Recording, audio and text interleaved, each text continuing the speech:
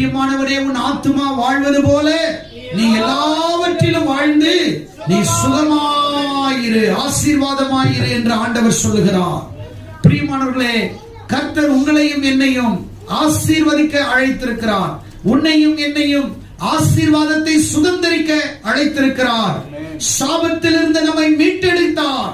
அவருடைய குமாரன் இயேசு கிறிஸ்துவின் மூலமாய் நமக்கு அவருடைய நன்மைகளை, ஆசீர்வாதங்களை அளவில்லாமல் கொடுத்திருக்கிறார். அப்படியானால் நம்மை தேவன் ஆசீர்வதிக்க விரும்புகிறார். ஆதியாகமம் 12:1-2 ஆபிரகாமை அழைத்த பொழுது ஆண்டவர் ஆபிரகாமை ஆசீர்வதிப்பேன் என்று வாக்கு உரைத்தார். உன்னை ஆசீர்வதிக்கவே ஆசீர்வதிப்பேன் என்று வாக்களினார். நம்முடைய வாழ்க்கையில் ஆண்டவர் தம்முடைய பிள்ளைகளாக மாறும் பொழுது, அவருடைய ஜனமாய் மாறும் பொழுது, அவரை விசுவாசிக்கிற பிள்ளைகளாய் நாம் மாறும் பொழுது, ஆண்டவர் நமக்காக